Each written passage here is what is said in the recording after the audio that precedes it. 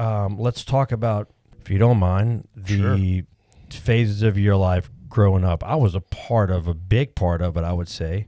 I guess growing up from your first job, where you were, and then where you are now. So talk about the transition from the oil field to your current position, where you are next. So, starting off even in high school, a neighbor across the street from me, he had his own construction company. So I was always working with him in the summertime. Was that Keith?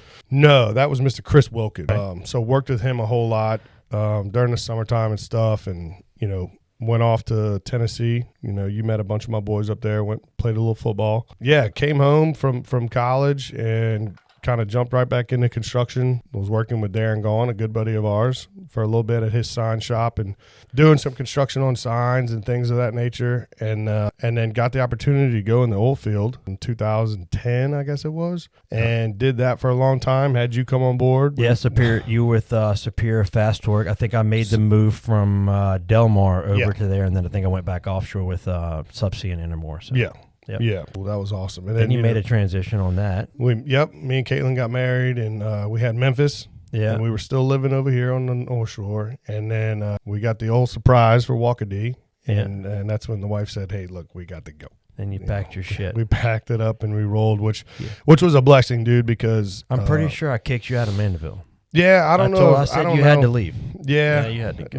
Maybe that's how it went down. If that's how you want to remember subject. it, but no, yeah, let's really pass want that. to talk about that. Yeah, moved to the South Shore and started working for Energy. I started working at the plant as a plant operator. Yeah, and that was still, shift you got work. into that how? Your father-in-law? Well, my father-in-law had worked there for like 35 years at a different plant. Okay. The job just kind of came up. I applied for it, interviewed, and got the job. I mean, it's not something that, like, I never grew up as like, I'm going to be a plant operator. Yeah. That's not, but it was something that fell in my lap, and I worked there for 3.5 years. And I mean, financially, dude, I was good. Yeah. We were good. We were real good. It was good. It was awesome, dude. Good you money. You were making some good local jack. We were making some jack. So. Yeah.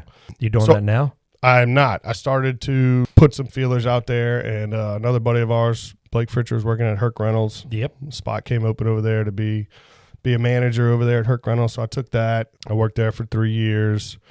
And then the job I have now, I work for Cameron Ashley Building Products, which is a blessing in disguise. Like, I wasn't even looking for a job. They actually recruited me. I remember you called me and told me, like, hey, I think this is it. Yeah. They recruited me through LinkedIn, offered me the position, and it was so many things that fell into place. That was just so right for me that it was like really hard for me to say no. Like, went home, talked to Caitlin about it, and financially it was really good. Hard for me to pass up, but I'll say the number one thing that really got me over was the fact that I was getting a regular schedule back. Right. And I was going to get Bronx back 50-50. So I was used to seeing Bronx every other weekend for like 5 or 6 years, because working in the plant, and then, working in Baton Rouge at Herc, like, I just didn't have time to come back and forth and get him during the week. So it got me back over here on the North Shore. So back around my friends and family, and I get Bronx back during the week, and we can have more drinking dates.